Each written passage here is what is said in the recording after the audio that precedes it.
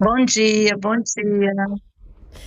Então, terça-feira, 24 de fevereiro, 11 horas da manhã, estamos aqui na nossa sessão semanal do Clube das Escritoras. Eu estou aqui com a Cida e com a Fátima. Cida e Fátima, ouçam depois lá no quadro de aviso da nossa comunidade, Sementes da Biografia, o podcast da semana, porque eu cito o processo de vocês. Eu estou muito orgulhosa mesmo de estar sendo testemunha do avanço de vocês duas em torno do recorte biográfico, da escrita do seu capítulo biográfico para o livro. Tá? E eu gostaria de começar ouvindo vocês. Como é que está sendo essa experiência de escrever sobre a própria vida com essa orientação aqui no clube? Bom dia, Joyce. Bom dia, Posso falar? fica à vontade. Olha, tá com cabelo novo hoje. Pois é, o que que tu achou? Eu fico carequinha, eu amo assim o cabelinho curtinho, tá muito calor aqui. Então, por Aí eu favor. resolvi dar uma. É aquilo que eu sempre falo, né, Joyce? É a oportunidade que a gente tem, né, de colocar para fora esse sentimento em forma de letrinha, né? As letrinhas vão se formando e vai saindo, a emoção acompanha, e de repente, quando você vê, tem lá um texto, sabe? Que nem demora tanto assim para fazer. E é muito lindo, principalmente o meu texto de hoje, porque eu arremeto um dos melhores momentos da minha vida, né? Posso dizer o melhor, né? Que foi a maternidade. Então, isso me deixa muito feliz, tratar de um assunto tão relevante e ter a oportunidade de outras pessoas também conhecer minha história. Muito obrigada. Obrigada, obrigada, Cida. E Fátima, como é que tá para você o sentimento? Pra mim tá assim, ó, uma coisa assim de que eu tô no caminho certo, sabe? Uma coisa que, é uma coisa assim muito interna, né? E que tá me fortalecendo bastante, né? Eu já venho de um processo de escrita, já venho de um processo de cuidado comigo mesma, né?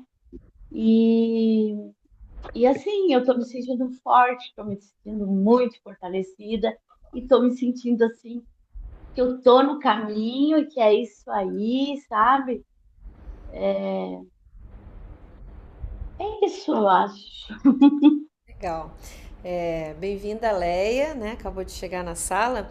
Antes da gente entrar nos textos, na leitura dos textos de vocês, e hoje a gente tem texto da Cida para ler, tem texto da Leia para ler, eu gostaria de a gente falar um pouquinho de uma parte técnica para quem vai assistir essa gravação, que é importante. Quando a gente fala do recorte biográfico, né, eu falo recorte biográfico personalizado, mas eu não entro em detalhes, porque cada uma de vocês tem um recorte biográfico que eu fiz especialmente com base nas respostas que vocês fizeram das perguntas do questionário. Mas uma coisa que é importante compartilhar para as pessoas se situarem se vocês tiverem acesso aí, né, tá na caixa de e-mail de cada uma de vocês para reler, para compartilhar aqui, qual é a fase da vida, qual é a estação da alma, né? Primavera, verão, outono, inverno, que apareceu com destaque no recorte biográfico de cada uma de vocês. Saberia dizer? Eu tenho meu recorte biográfico, inclusive eu xeroquei, né, para poder ter ele, mas no momento não está aqui comigo, sabe? Aham. E eu só sei que cada uma das estações remete a algo realmente que eu vivi, sabe? Você faz uma conotação muito clara sobre isso. Todos os temas que foi abordado, você pegou, você foi colando, você foi misturando, você foi com a tua sensibilidade de escritora, de psicóloga, você foi adaptando e aquilo ficou maravilhoso. E eu me identifiquei com todos eles, entendeu? Que lá, inclusive, fala da maternidade, da doença, da recuperação, de quando eu voltei a andar. Então, para mim, eu acho que todas as estações têm um significado muito grande, muito bonito. Obrigada, obrigada por esse relato, Cida.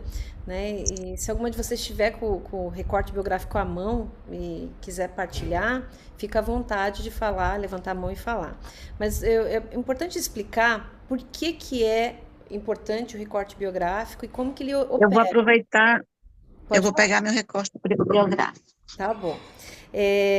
Então, assim, por que que eu desenvolvi essa ferramenta?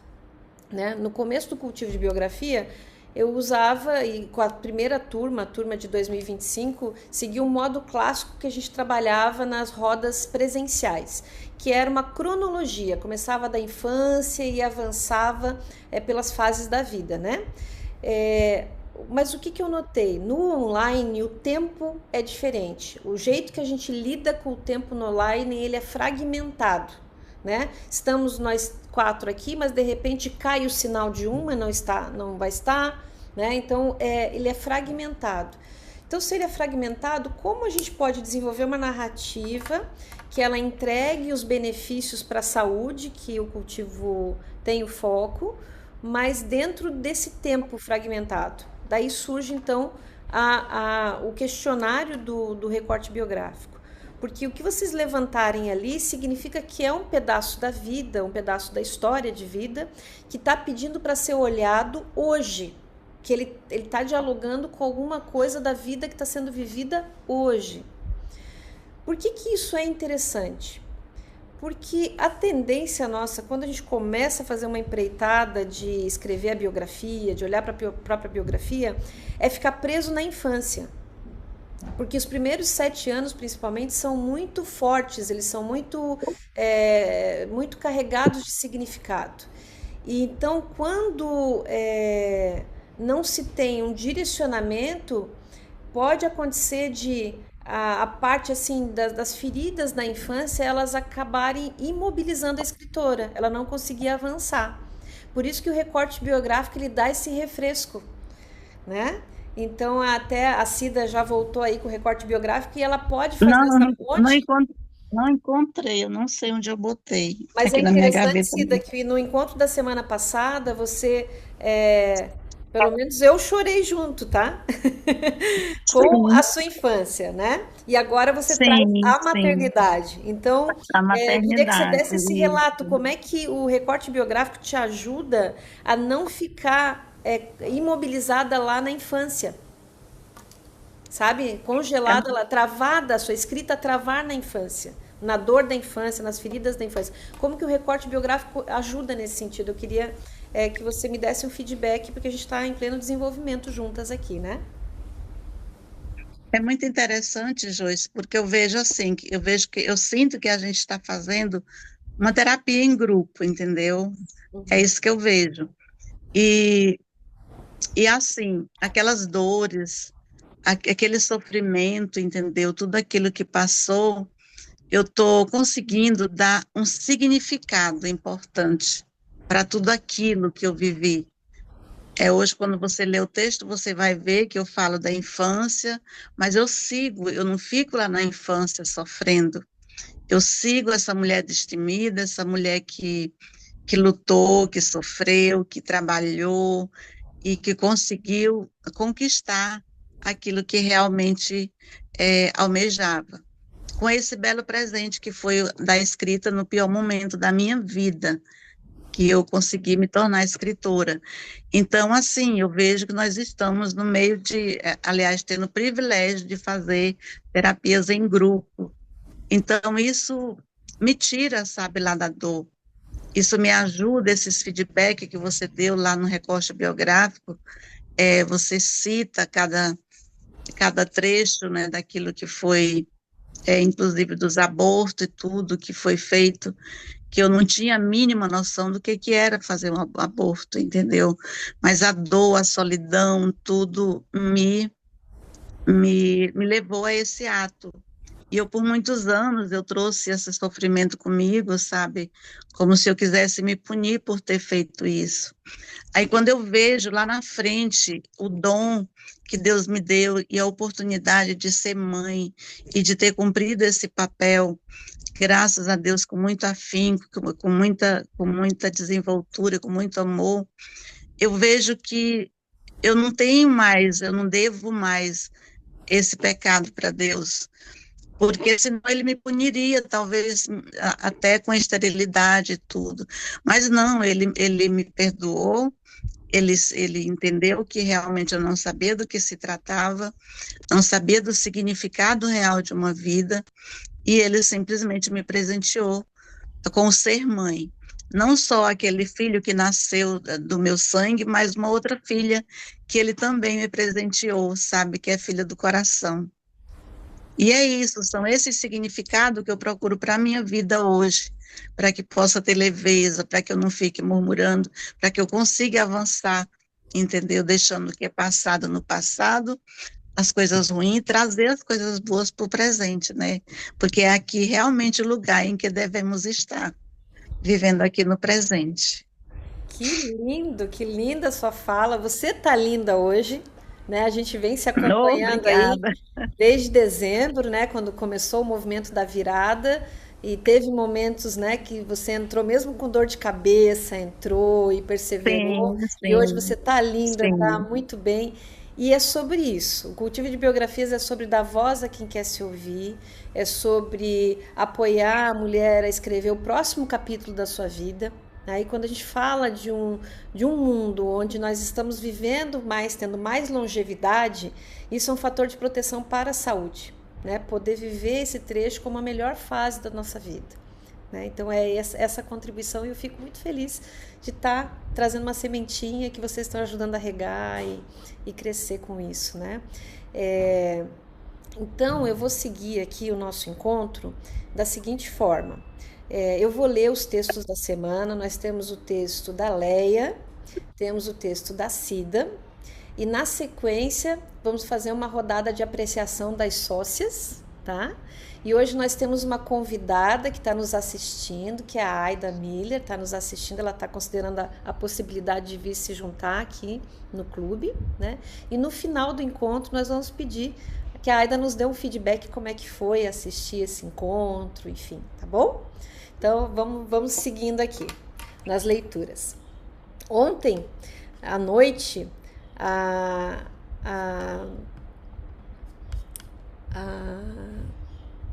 a Leia me mandou, deixa eu entrar aqui no WhatsApp.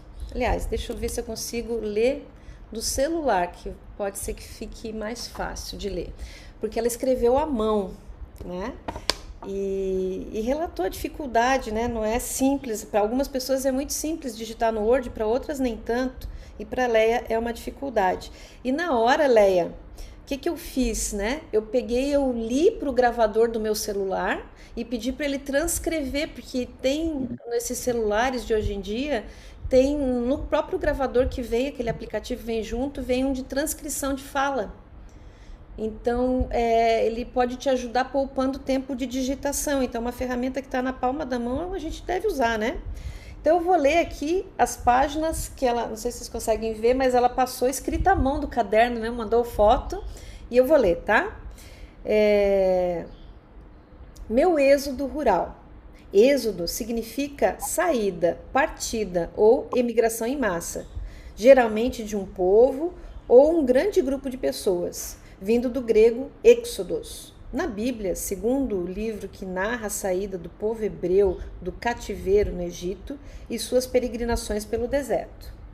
Nascida no sítio, a terceira filha mais nova do casal de 16 filhos, 17 comigo, 3 abortos, 5 crianças falecidas antes dos 3 anos de idade. Trabalhando na roça desde os 7 anos, cheia de medos, desafio, chuva, frio, sonhos, coragem, dúvidas, já ensinava outras crianças com pedrinhas que catávamos na beira do rio, com esperança. Aí aqui eu não consegui ler tudo, tá? Na ponte de madeira. Brincávamos no rio, pescávamos peixe de peneira e comíamos esse peixinho. Não tive boneca. As bonecas eram de espigas de milho, as quais eu enfeitava com fitas, laços e pedaços de tecido. Meu sonho grande era ser aeromoça, achando que eu ia conhecer o mundo. Quando estudei na cidade, vi os moços bonitos, cheirosos, e eu chegava com os pés com terra na sala, por mais cuidado que tinha, mas sempre levava um pouco de terra. vontade de ser mocinha da cidade. Achava a coisa mais linda. Até que quando completei 19 anos aconteceu o meu êxodo rural, indo não para a cidade que costumava ir nas missas de domingo, porque lá não tinha emprego, indo para outra cidade onde 3 irmãos mais velhos moravam. Então, Leia, esse é o texto da Leia, o primeiro texto aqui de muitos. E eu gostaria que você falasse Maravilha. como é que foi ouvir o seu texto, né, lido por mim. Como é que está o coração aí?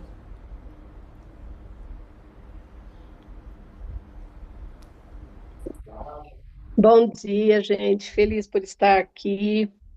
Bom dia, É, na- Léa. é legal, é bacana. Então, mas aqui, quando eu falo assim, na beira do rio, e com a esperança de encontrar esmeralda. Então, eu procurava as esmeraldas nessa época que chovia muito, né? Aí o rio enchia de pedrinha. E eu achava que eu ia encontrar esmeralda, que a professora falava que vinha lá da Serra Pelada, bastante ouro, esmeralda. E eu ia lá procurar essas esmeraldas que não encontrei. E aí depois também no final aí você fala assim, moços não, as moças, né? As moças na cidade, era toda limpinha, aqueles roupinhas assim, a meia branca, sabe? Até em cima, a minha chegava meio cheia de terra, e porque na terra, né? Então, e também eram minhas 3 irmãs na cidade que moravam já. Uma era casada e as outras 2 não. Então, foi as 3 irmãs que moravam lá que eu fui morar com elas. Até aí, né? É o que eu contei. Mas é legal, é gostoso, a gente vai vendo assim, vai sendo contada por outra pessoa. É diferente, né? Eu vi que alguém se importa, né? Com a gente. Isso é legal, E a, bacana. e a sua história é a sua história, mas ela é a história de nós todos. Eu reconheço trechos da história da minha mãe, que vai completar 70 anos esse ano, do meu pai, que está com 74, sabe? Um mosaico assim que é um recorte da história do nosso Brasil. Né? O nosso Brasil nos anos 60, 70, ele sai do interior para formar as grandes cidades, né? Então, muitos que chegavam com terra nos pés, que foram morar com irmãos, os irmãos mais velhos que foram desbravar o caminho e foram atrás e moraram do jeito que deu e fizeram a vida do jeito que deu e tem histórias lindas para contar. Né? Então, é sobre a formação do nosso povo. Então, por isso a essência do livro que nós estamos produzindo juntas, que é o Sou Eu, Sou Muitas. Não tem como não se reconhecer, não reconhecer a nossa história de família ou pessoal mesmo, nas histórias que vocês trazem aqui. Claro, tem coisas que são muito únicas, né? De catar esmeraldas, né? Eu nunca imaginei, né? No regato buscar esmeraldas. É muito, né? Do imaginário infantil, né? De trazer essa beleza, né? Então, nós estamos agora nesse momento de buscar essas pedras, né? Essas pedras brutas, essas pedras dentro de nós e cada uma fazendo. A Cida falou ali sobre estarmos fazendo terapia. É de fato, o efeito, embora eu seja muito firme de que não é terapia, mas o efeito é terapêutico, o efeito do texto. A pessoa trabalhar, né, esse momento de sentar, escrever o texto, ativa áreas no cérebro de cognição, de formação de significado, de ressignificação, que talvez nem a terapia individual chega nesses lugares. Tanto é que várias psicólogas fazem trabalho comigo também. Né? Então, para ver que é um trabalho que ele complementa o trabalho da terapia e vai muito além. Por quê? Porque ele chega em significados que só existem dentro da pessoa. Como é que eu vou saber que tinha esmeraldas dentro da Leia? É porque ela trouxe as esmeraldas, né? Então isso é muito, muito bonito, tá? Muito bonito mesmo. Meninas, Fátima e Cida, por favor, considerações ali. A Esmeralda, a Leia foi buscar uma água, vamos esperar ela voltar. Eu queria que vocês Não, dedicassem suas deixa eu palavras, completar aqui, Joyce. por favor. Posso completar? Fica à vontade, é seu momento. Essa aqui é a única foto que eu tenho de criança. Eu tinha uns 11 anos, cabelo cheio de laquê. Lembra de laquê?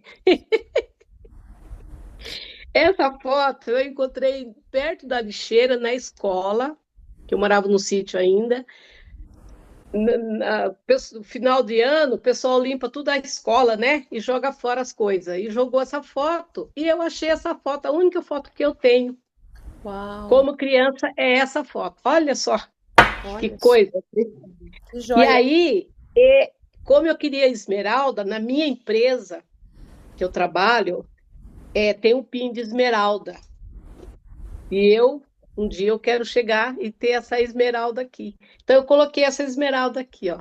Olha quantas Entendeu? camadas de significado aí, hein? Vão vindo, né? Que lindo, Entendeu? Então, que quando eu entrei na empresa, eu vi no bottom de um casal, brilhou, brilhou a esmeralda deles no peito da Tuca, né? Dessa mulher que eu já contei para ela que um dia eu vou contar a minha história e colocar ela no meu contexto. Aí brilhou e lembrei da criança que procurava. E eu contei, nossa, agora eu quero, agora eu também quero. E aí eu coloquei aqui, tá aqui, agora eu não sei, seja o que Deus quiser. Mas é isso aí, é a minha história. já é história.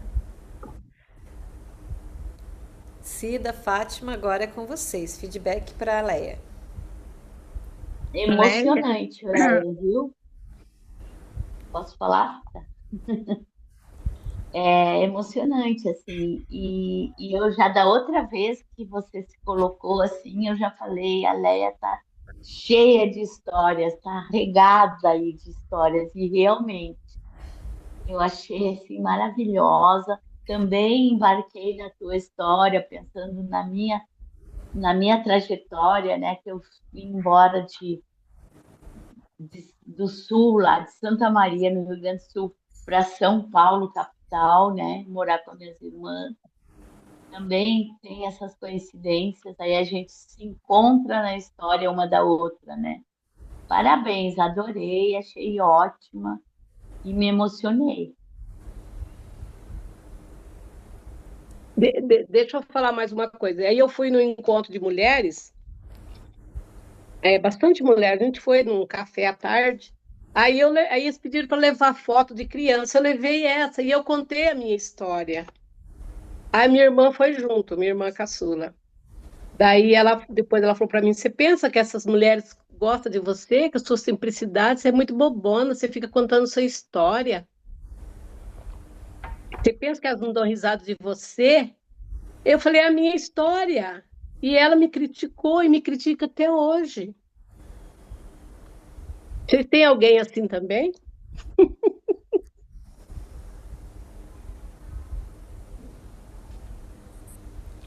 Leia, é que eu acho que é mais fácil você se esconder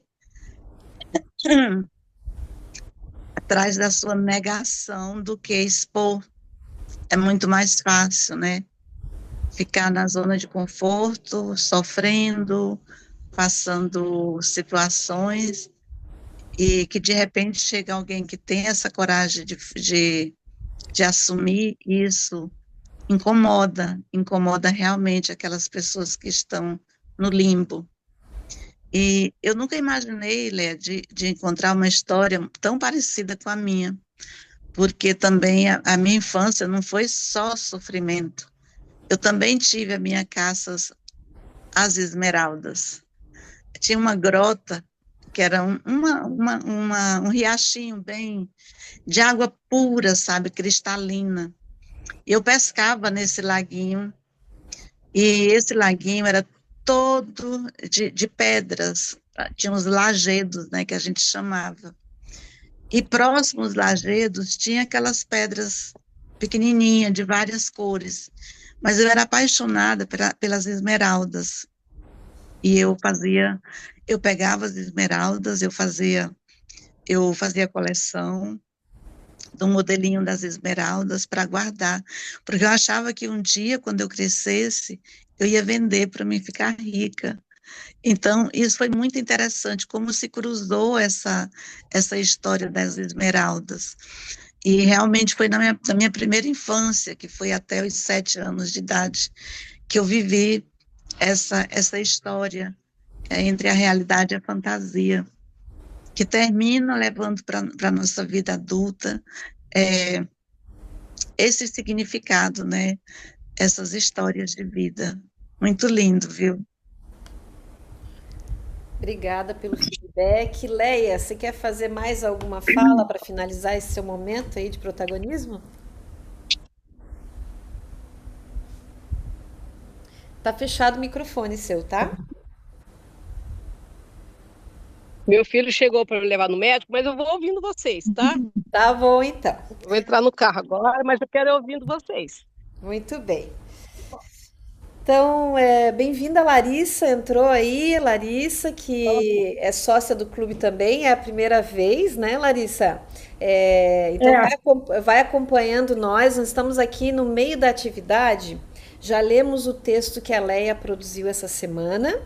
E vamos agora ler o texto da Cida, tá?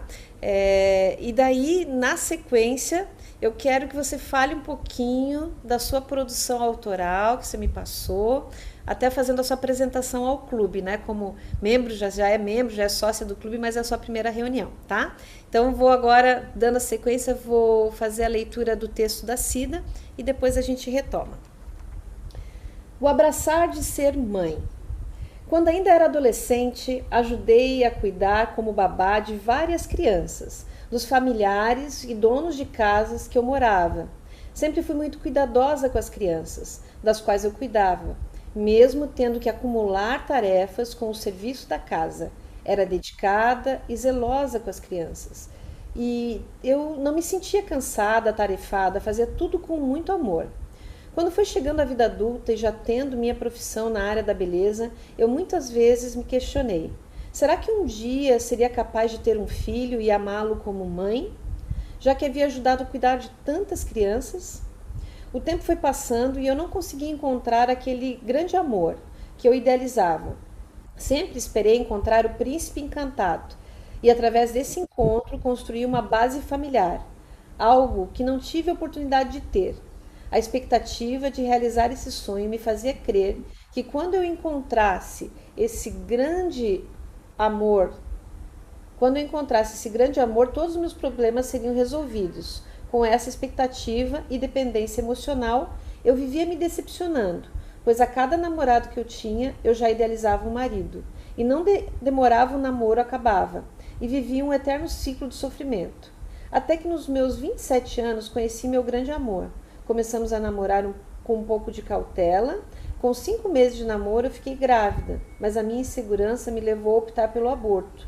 Eu era muito imatura, apesar da idade, e ainda não tinha certeza que ele quisesse ser pai, pois ele não tinha boas referências de família, pelos episódios que ele presenciou, vendo seu pai bêbado agredindo sua mãe.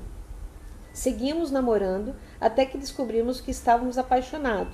Fazendo 1 ano de namoro, ele me levou para conhecer a família dele e, resultado, voltei grávida e com uma certeza: eu estava preparada para ser mãe. Quando retornamos da viagem, fomos morar juntos e assumimos a gravidez. Era tudo muito novo. Aquele grande amor estava me presenteando com o presente mais valioso da minha vida. Assumi todas as responsabilidades. Fiz meu pré-natal todo particular, eu mesma fiz o enxoval e contava os dias para ver a materialização daquele sonho. Eu estava em êxtase para ver aquela criaturinha ali, em meus braços. Em 28 de novembro de 1988, nascia meu filho, Estevan Gregory Rocha Polon. As 3 primeiras noites eu simplesmente não dormia. A impressão era que ele pudesse parar de respirar. Com esse medo eu ficava ali, à noite, ali contemplando e vivendo o momento mais sublime de toda a minha vida. Aquela dúvida que eu tinha lá no passado, de não ter certeza se seria capaz de amar um filho, simplesmente desapareceu. E eu, a cada dia mais, me sentia inebriada de um amor, um sentimento nunca vivido. Cada dia que passava era uma descoberta. Achava que meu marido seria o melhor pai do mundo. Não que ele não fosse, ele fazia o que ele sabia fazer, sempre um pouco distante, e não se envolvia de cabeça nessa paternidade. Logo veio a confirmação através de suas atitudes. Ele tinha problemas com o alcoolismo, uma doença avassaladora. Meu mundo ia se desabando e meu conto de fadas se despedaçando. Só que eu não tinha o controle sobre suas atitudes e meu coração sangrava, pois cada dia ficava pior. Se ele não tinha amor próprio, como eu poderia imaginar que ele não amassa juntamente com seu filho. Lutei com todas as armas que pude para salvar nossa família, mas o alcoolismo venceu. Me separei e, como uma leoa, cuidei e amei do meu filho sozinha. Hoje um grande cidadão de bem, a obra mais perfeita que Deus poderia ter me dado. E meu grande amor continua morando no meu coração. E de lá do céu ele brilha como uma estrelinha que nunca se apagará. E eu escolhi a vida continuar. Cida Rocha. Cida, como é que foi ouvir a sua história lida pela voz de uma outra pessoa? Ai, Joyce, é bem complicado, sabe? Eu me arrepiei realmente, porque, meu Deus do céu, olha, mexer com isso aí é muito profundo, sabe, Joyce? Muito profundo. É, por anos a fios, eu sofria essa dor de não poder estar envelhecendo com meu marido. Porque quando eu me casei, eu achava assim, a gente vai viver pro resto da vida junto. Infelizmente, é, a bebida, o álcool, fez com que a gente se separasse. E logo depois de 7 anos de separado, ele veio a falecer por consequência da bebida e do cigarro. E meu filho ficou órfão e eu com toda a responsabilidade de cuidar. Então, assim, aquilo que eu te falei, eu realmente renunciei o passado e hoje eu me apego ouvindo de você essas palavras do que é ser mãe, o que é abraçar o ser mãe. Eu fui uma mãe dedicada, carinhosa, mas que usava da disciplina, porque eu pensava, meu Deus, se eu não tiver pulso forte, não posso criar esse menino para a vida, para entregar ele para a vida.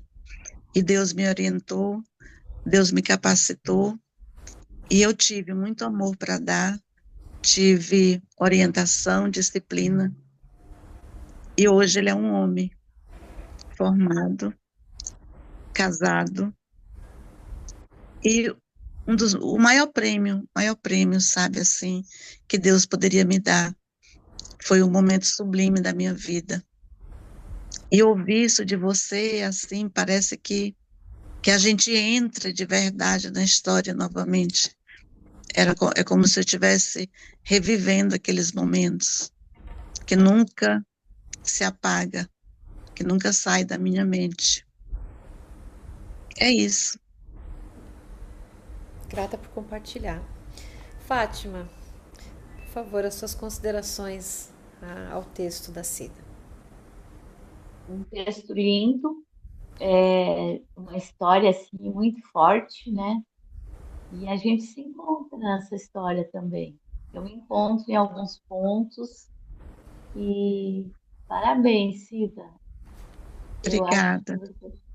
você está assim trazendo ali uma coisa muito forte de dentro de você. Eu estou aproveitando realmente o momento para colocar para fora, não é, Leia? E Leia não, obrigada por Fátima. compartilhar com a gente. Obrigada, obrigada. Tá?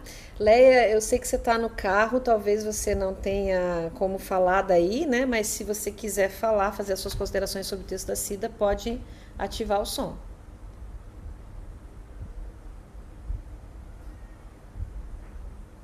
Eu tô aqui, né? Meu filho tá me levando e é realmente um pouquinho de cada um da gente, né? Como vocês falaram aí. E é muito legal, muito bacana. A gente está expondo, né? Depois, nessa idade que nós estamos, a gente começar a contar a nossa história, começar a reviver. Isso é muito rico. É muito rico. Para a gente ver a nossa caminhada, né? Quanto que a gente caminhou, quanto a gente tem para caminhar ainda, as reflexões da vida. A gente está viva, graças a Deus. né? Com esperança, cheio de sonhos ainda. Isso é muito bacana, porque muita gente não teve assim o que a gente está tendo. Obrigada, Joyce, né? Que está direcionando a gente, vai dando jeito de ver e contar a nossa história de outro jeito, de outra maneira. E é muito bonito. Eu só tenho que agradecer, viu, Joyce? E todas as suas histórias aí, gente. A gente enriquece com tudo isso. Isso ajuda a gente a viver mais ainda, tá? Só gratidão. Ver como vai sair nosso livro, né? que legal. Muito Bacana, e bem. nada é por acaso, porque olha, 4 pessoas me chamou para contar a história num livro aí. Eu fui com você pela internet, sem conhecer. Fui ter coragem. É, Muito obrigada, Joyce. obrigada aí. Então, obrigada, Leia. Cida, para encerrar esse momento seu de protagonismo no dia de hoje, você gostaria de fazer mais alguma consideração? Como é que foi ouvir o feedback das colegas do clube? É maravilhoso essa interação, essa troca. A gente sente que realmente tem energia envolvida, né? Muita energia. E é maravilhoso, porque cada uma forma um pilar que lá na frente vai sustentar essa tenda, sabe? De descanso, de aprendizado. Eu acho que pode tudo isso também se transformar em uma grande árvore de sombras frondosas, onde possamos sentar, fazer o piquenique, olhando a relva, o canto dos pássaros e lembrando do que fomos e do que ainda seremos. Que lindo! E Uhum. essas possibilidades, elas nascem da proposta inicial nossa, que é cultivar aqui um espaço seguro para a expressão da mulher, para que cada uma das mulheres aqui reunidas possa acessar, entrar em contato, né, com a sua história de vida, possa se redescobrir através da sua história de vida, tá? Então hoje nós temos mais participantes. Eu gostaria de abrir espaço aqui, primeiro para a Larissa, que já é sócia do grupo, né, já é sócia do clube. É a primeira reunião que a Larissa está participando, mas na semana passada ela entrou em contato comigo e ela já mandou um livro pronto. Né? Então, assim, só para situar, o capítulo de cada uma no livro vai ter até 10.000 caracteres. O texto da Larissa já tem 22.000. Então, assim, ele já é um livro por si só. Então, Larissa, abra a palavra aí para você, por favor, abra o microfone e se apresente para o grupo, né? Conta para nós um pouquinho de você para a gente se conhecer melhor.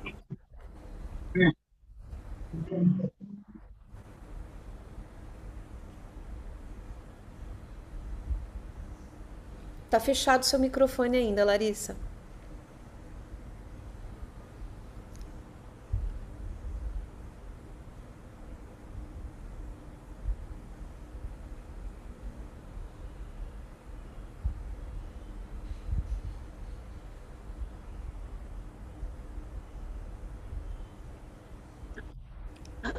Agora Ah, não,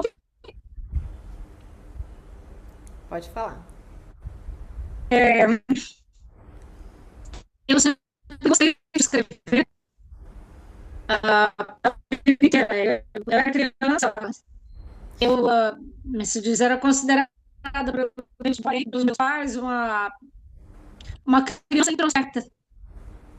Era estranho, era esquisita, porque enquanto meu pai adorava festa, adorava gente em volta, quando tinha festa em casa, eu preferia ficar reclusa no meu quarto lendo um livro.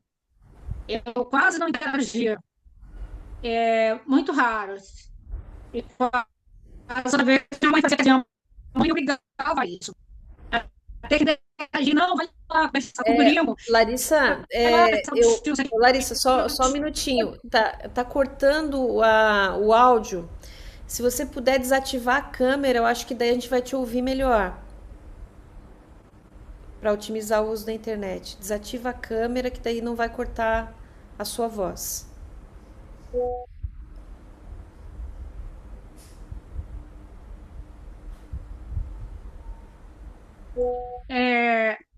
Então, alguém me ouve? Estamos ouvindo sim, pode começar tudo de novo, tá? Para agora em alto e bom som. Ó, eu, não, eu nasci e me criei em Manaus. Fui embora para Brasília para estudar. Lá em Brasília mesmo eu conheci meu esposo, mas não estava muito certo a coisa. Quando eu era criança, eu, eu era estranha, vamos dizer assim, aos olhos da família, porque era reunião de família, às vezes era, dependendo da reunião de família ou da festa, eu preferia mil vezes ficar reclusa no meu quarto lendo um livro. Eu não interagia com os outros, com os parentes e tal. Era uma ou outra tia que eu costumava sentar para conversar. Minha mãe nunca teve muita paciência comigo, não. Os sonhos dela, os que ela nunca realizou, aquelas coisas de jovem, né? Aquela festa toda, festa de 15 anos, aniversários, debutantes, aquela coisa toda que ela via, que, entendeu? Os colegas, ela simplesmente realizou os sonhos dela, os desejos dela, os sonhos em mim. Eu nunca quis nada, eu nunca queria festa de 15 anos, eu não queria debutante, eu não queria nada, eu só queria meio ficar, entendeu, na minha. Foi dos 16 aos 21 anos, brigando, batendo de frente com minha mãe, direto. Sofri muito, vamos dizer assim, com isso. Minha mãe vivia me comparando com as outras colegas, filhas das amigas, vivia comparando com as filhas das amigas, porque a fulana, olha, ela anda arrumadinha, eu só queria, agora a fulana anda igual uma boneca, muito bem vestida, muito bem arrumada, eu só queria saber de calça jeans, de preferência rasgada, para irritação da minha mãe, camisetão e tênis. Quando eu me tornei um pouco mais adulta, eu tive arrumei um namorado e tal, muito bonito, só que não deu certo. É, Por morar em Brasília e tal, nós nos reencontramos de novo e eu voltei para Brasília. Eu descobri que eu estava grávida dele.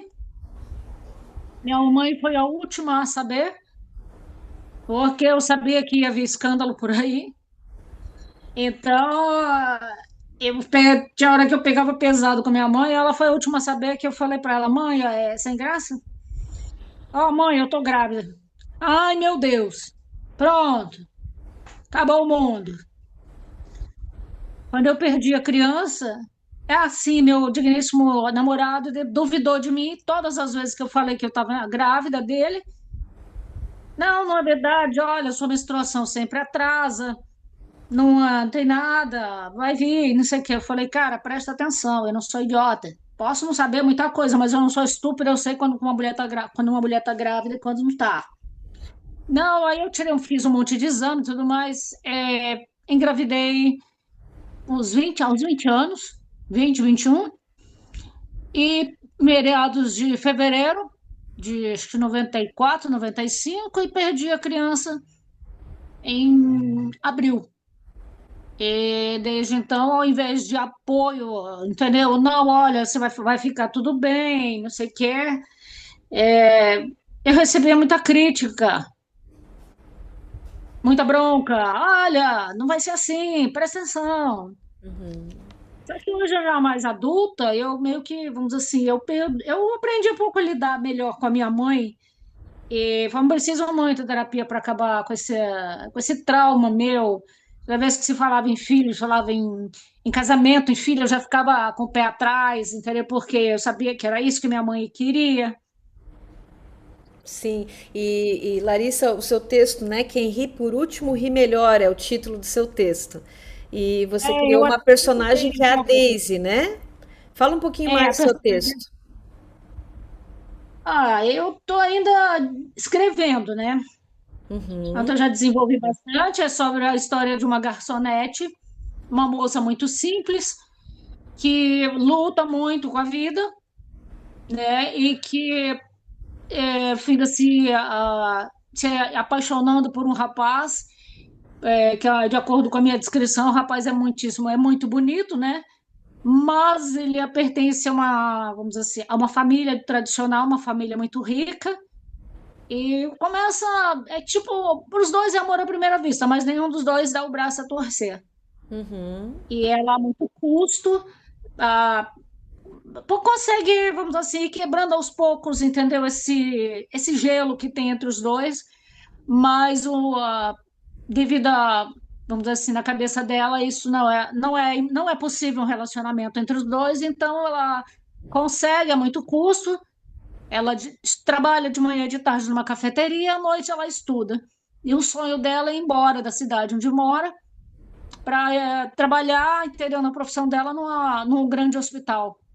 Interessante. E assim, uma pergunta: quando você se inscreveu no Clube das Escritoras, você recebeu o seu recorte biográfico personalizado. De que forma que ele foi útil para você estruturar a sua narrativa? Nossa, ele foi bastante útil, porque o povo sabe, o povo me critica, há muita gente, vamos dizer assim, às vezes até mesmo meu irmão, meus irmãos, né? O do meio nem tanto, mas o caçula de volta e meia ele dá uma bronca em mim. Pô, por que que tu fez isso? Por que que tu fez aquilo?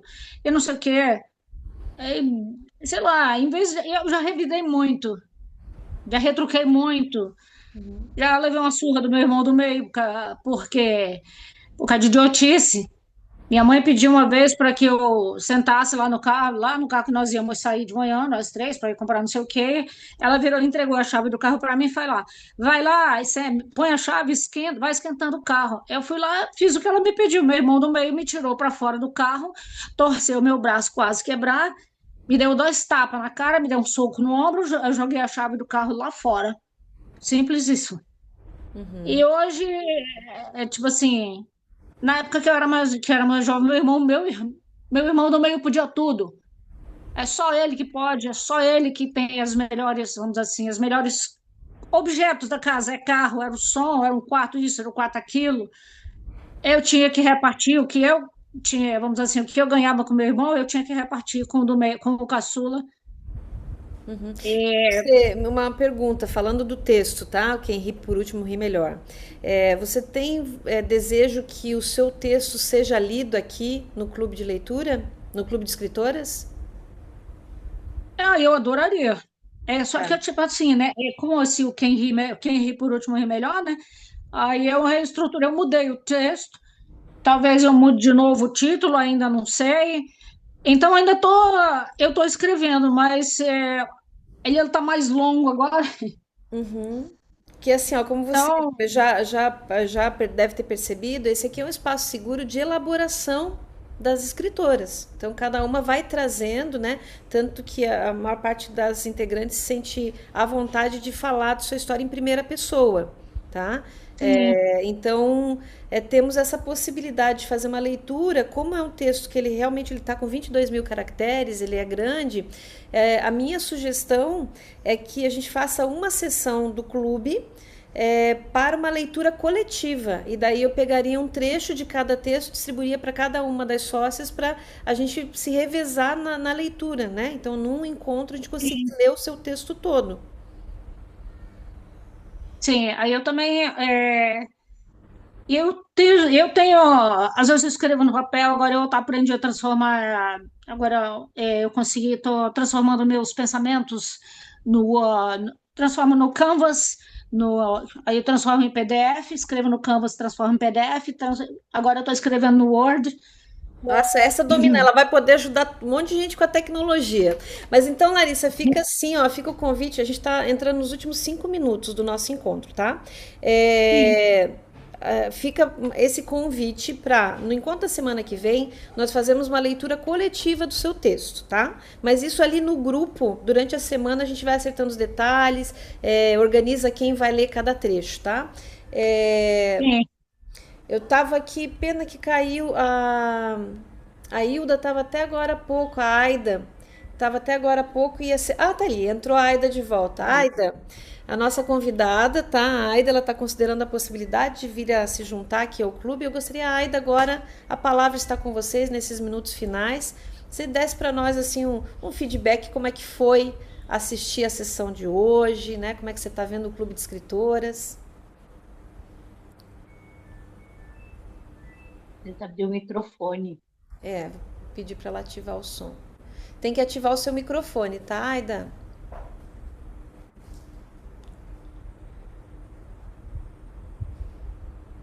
Ativou, acho que agora ativou. Eu tô no celular e eu não gosto muito do celular, está meio limitado. Olha, aonde tem mulher tem histórias boas, né? Tristes, alegres, de superação. Ouvindo aí, que é uma partezinha de cada uma, o que me vem na cabeça, assim, a imagem é somos todas uma, porque é impressionante, né? Como temos pontos assim de identificação, enfim. Então é muito, eu trabalho, tenho um olhar assim para a questão da mulher há muito tempo, então é muito gratificante, emocionante e ver assim como a gente, ao longo da história, né, ao longo dos anos, vamos nos moldando ou tentando nos moldar, tanto nós quanto outras pessoas, seja a família, os companheiros, enfim, e como a gente tenta caber nesses espaçozinhos, né? E quanto isso às vezes machuca, deixa marcas, algumas boas, boa parte não tão boas. Então são as mulheres, onde quer que a gente converse, são essas marcas principais assim, e sempre muita emoção. Isso é muito legal. Obrigada pelas Muito bom. palavras, Aida. Agora eu fiquei curiosa, né? O seu trabalho, você falou que você trabalha a tempo com mulheres, então eu gostaria que você falasse o seu trabalho e falasse também qual é o seu projeto de escrita que te traz aqui para perto de nós. Pois é, Joyce, assim, ó, eu não vou entrar em detalhes aqui da minha infância, enfim, mas foi uma infância muito pobre, criada pela minha mãe, só eu e ela, só ela e eu. E a minha meta na vida, né, que ela me ensinou, e graças a Deus que ensinou isso, era estudar, trabalhar e ser independente, para não poder. Ela era aqui da fronteira, temos uma pessoa, uma gaúcha aí no grupo também, né? Santa Maria, minha mãe era ali da região da Campanha, então tinha uns termos assim, para não passar trabalho na mão de qualquer peão. Era como ela. E eu fui fazer isso. Baixei a minha cabeça, fui estudar e trabalhar, que é o que eu faço até hoje. Mas, infelizmente, caí na mão de um peão. Estava muito senhora de mim, achando que não aconteceria comigo, né? E nesse trabalho, nesse baixar a cabeça, estudar, trabalhar, eu comecei a trabalhar com 14 anos, aí passei por comércio, por indústria, por não sei o que e tal. E depois de formada já em ciências sociais, eu abri mão de um trabalho, de um emprego que eu tinha já na época, há 7 anos, e que eu ganhava muito bem, e que estava muito bem e tal. E quando eu me formei, eu saí. Fiz um acordo e saí, porque eu disse, aqui eu não vou sair se eu não sair agora. Porque eu tinha essas aspirações, desde que eu me entendo, assim, eu brincando em casa, sozinha, de professora, de não sei o quê, eu queria estudar e fazer alguma coisa que fosse útil para a sociedade. Esse era o meu slogan, assim, sabe? Espontâneo e tal. E aí eu fiz isso, eu saí dessa empresa quando eu me formei em ciências sociais, porque eu era bancária na época, e fui atrás achei um único anúncio, na época se procurava um emprego no jornal, nos anúncios, pedindo sociólogo, eu nunca mais vi um anúncio desses, né? Mas e passei ali trabalhando no banco, hora de almoço, estudando, lendo, feito uma louca, e assim, ouvi muito de colegas, mas o que tu quer com isso, Alda? Isso não dá nada, não sei o quê. E eu fui mesmo assim. E dei uma sorte, eu acho, porque na época o Fernando Henrique Cardoso era presidente, era sociólogo, então deu uma certa credibilidade. Mas eu sempre achei assim, eu vou trabalhar na pesquisa, em coisas assim, né? E naquele anúncio que eu peguei no jornal, só tinha o telefone, eu liguei para lá, e a pessoa muito educada, um homem, um rapaz, o Mauro, que depois eu conheci, ele disse, olha, não, tudo bem, só que a gente está para homens, só para homens. Ah, mas ele falou isso para a pessoa errada, né? Convenci ele de que não podia ser assim e tal, e fui trabalhar com microfinanças. E nesse projeto que eu trabalhei, até trabalho até hoje, tinha a valorização, a perspectiva de gênero, quando nem se falava isso aqui, lá na final da década de 80, 90, e tivemos muitas formações para trabalhar com as mulheres, mas era um enfoque muito voltado para a valorização do trabalho da mulher, porque era um programa instituído no Brasil, tinha em outros lugares, mas no Brasil pelo Unicef. E o Unicef tem essa coisa do apoio à infância. Então, era um programa de apoio a pequenas empreendedoras, primeiramente só mulheres, depois com homens também, e a valorização do trabalho da mulher, que é aquela mulher que trabalha em casa, que tem os informais. Por que o Unicef apoiava isso? Né? Porque o dinheiro que chega pela mão da mulher, principalmente na classe, né, de mais baixa renda e tal, ele chega, eu acho, ele chega muito mais integralmente, rapidamente, quando é o dinheiro da mãe, da mulher. Então, sempre foi isso. Eu comecei a trabalhar com gênero e tal, não o gênero como a gente ouve hoje, né, mas era o gênero mulher mesmo, na maioria dos casos.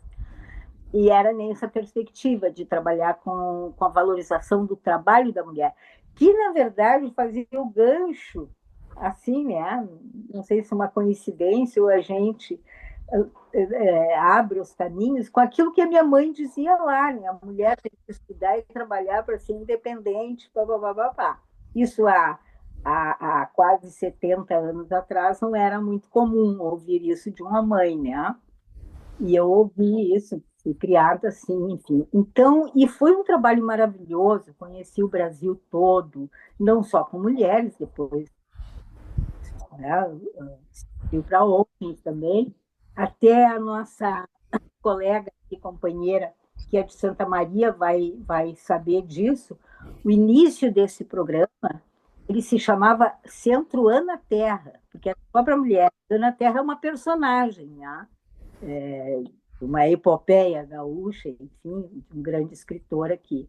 Depois mudou o nome, enfim, ao longo do tempo, a partir da nossa experiência aqui, implantamos no Brasil todo, enfim. Depois, hoje tem uma ou duas unidades só no Brasil. Parabéns. Então, eu já trabalhava nessa perspectiva. Parabéns pela sua trajetória. Olha só como as coisas se conectam, né? Pode falar. Só que e eu sempre dizia, eu planejei, eu não queria casar, nunca foi uma prioridade para mim. Casei, tá? Sempre foi prioridade ter filhos, casado ou não casado. Eu sou daquela geração da mulher que vai para o mercado de trabalho, sabe? E que vai fazer o que ela quiser fazer, de forma muito responsável, porque na minha situação, e eu tinha 22 anos quando a minha mãe faleceu, eu não posso falar nisso ainda, porque ainda é uma coisa difícil para mim falar nisso. Então, eu planejei meus filhos, eu casei quando eu achei que eu devia casar, sabe? Tudo planejado, porque era um pouco da minha geração isso. Essa mulher que ia para a rua, que ia estudar, que ia trabalhar, que não sei o quê, ela não era mais aquela que ia casar com o que o pai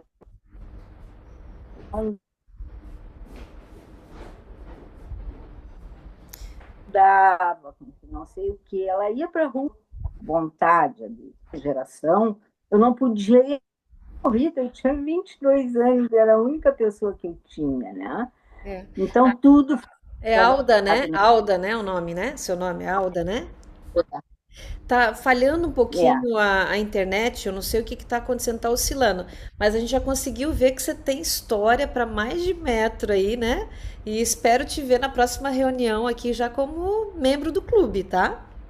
De verdade, já contando, escrevendo Pois suas histórias. depois me envia como é que funciona ali, porque eu não entendi muito bem ainda. Tudo Tá? bem, Como depois a é que gente conversa no privado ali, tá? Depois tá? você me orienta nisso. Tem muita história, porque como é que, só para encerrar, assim, para finalizar isso, como é que estávamos na vida, só a minha mãe e eu, de onde eu vim, quem era meu pai, não sei o que, né? É uma história que até ali, quando eu comecei a entender, eu mesma dizia, pouquíssimas pessoas sabiam da história para proteger minha mãe. Ali eu dizia, a história da minha família dá um filme, mas a minha não. A minha é bem comum. Sempre quis que a minha história de vida fosse bem comum, que era essa história, coisa assim, eu casar, eu não vou ficar falando de marido, que eu via umas mulheres reclamando de marido, o dia que começar a reclamar, separa, sabe? Era tudo muito, muito racional, muito racional. E aquela história da minha mãe, teve um momento que eu resgatei meu pai, uma carrada de irmãos, enfim, por iniciativa minha e tal. Então é uma história bastante densa, pesada, enfim. E eu dizia, não, isso passou, está lá atrás, não é a minha história. E eu respeito tanto um quanto o outro, por isso, me achei sempre. Os outros eram ricos, eu era pobre, mas eu estava com a mãe, sabe? Essa é a minha cabeça, assim. E aí, menina, de repente eu me vejo na minha vida particular passando uma situação muito semelhante à da minha mãe, com um peão esse. 36 anos de casado, mais 10 de namoro, não sei o quê, né? E aí eu me vejo nessa situação. O que acontece? E aí hoje a gente tem leis. Tem Maria da Penha, tem não sei o quê, tem, né, um monte de coisa. E não funciona igual como não funcionou há 80 anos atrás. Foi a vez da minha mãe. E eu comecei a escrever, mas escrever o memorial com provas, não sei o quê, e comecei a não resistir mais. No momento eu me dei conta assim, eu não posso mais resistir de não tratar desse assunto, porque a vida está me trazendo, de alguma maneira, vou ter que tratar. Certo. E aí ficou essa coisa na minha cabeça, assim, de que eu vou ter que escrever meio autobiográfico, uma parte, mas eu não sei fazer isso. Ok, então assim, Alda, nós vamos fazer o seguinte, como a gente já estourou o tempo, uma coisa que eu cuido bastante é o tempo de vocês, tá? Então, o nosso compromisso aqui é de 1 hora de encontro por semana. Eu busco não extrapolar para também não bagunçar a organização de cada uma de vocês. Nós vamos dar sequência nesse ponto, você falou, eu não sei, tá? Não sei como organizar. Então, a gente vai começar a nossa conversa individual ali no privado depois desse ponto. Porque você vai sair sabendo que dá, tá? Beleza? Tá? A Cida estava com a mão levantada, mas acho que ela tinha que sair, alguma coisa assim. Então, eu vou encerrando por aqui esse encontro maravilhoso, transbordando de histórias, transbordando de participação e transbordando de felicidade, com uma frase do livro da Ciranda das Mulheres Sábias, porque eu sinto que eu estou no meio de uma ciranda de mulheres sábias, tá? Da Clarissa Pinkola Estés, né? É fantástico. É fantástico.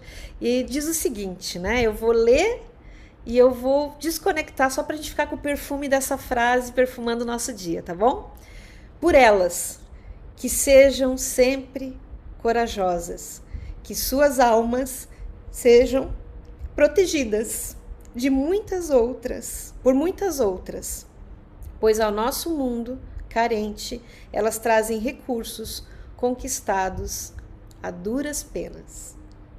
Eu espero vocês na terça-feira que vem, às 11 horas, aqui, para a gente continuar essa troca profunda. Até lá, beijo no coração. Tá bom? Um beijo para todos.